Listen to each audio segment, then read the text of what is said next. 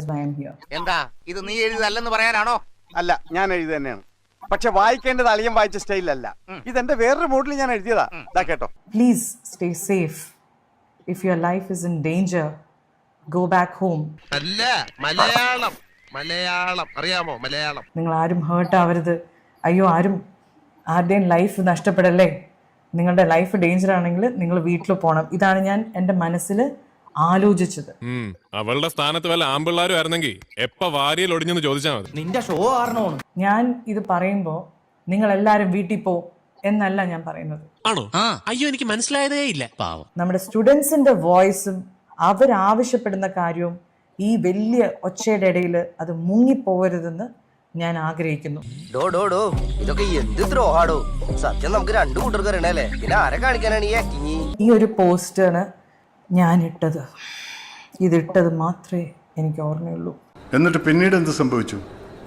പിന്നീട് എന്താണ് ഉണ്ടായെന്ന് വെച്ചാല് എന്റെ കിളി പോയി സാറേ. ഇങ്ങനത്തെ ഒരു സമയത്ത് നമ്മൾ എന്തിട്ടാലും അതിനൊരു നല്ല വശവും കാണുന്നവരുണ്ടാവും, ചീത്ത വശവും കാണുന്നുണ്ടാവും. പക്ഷെ മെജോറിറ്റി ആൾക്കാരും അതിന്റെ നല്ല വശമാണ് കണ്ട്.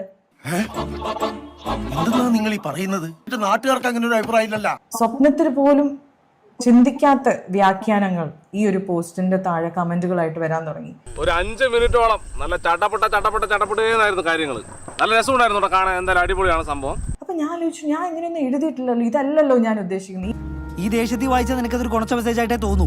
പിന്നെ എടാ ക്നാപ്പ, അതൊരു സമാധാനത്തിലേക്ക് വായിക്കണമായിരുന്നു. എങ്ങനെ സമാധാനത്തിൽ? ഈ ഗോ ഹോം എന്ന് പറയുമ്പോൾ പോലും ഞാൻ അത് പറയുന്നത് നിങ്ങൾ സേഫ് ആയിട്ട് ഇരിക്കണേ എന്ന് പറയുന്നതിന്റെ കൂടെയാണ് ഞാൻ അത് പറയുന്നത്.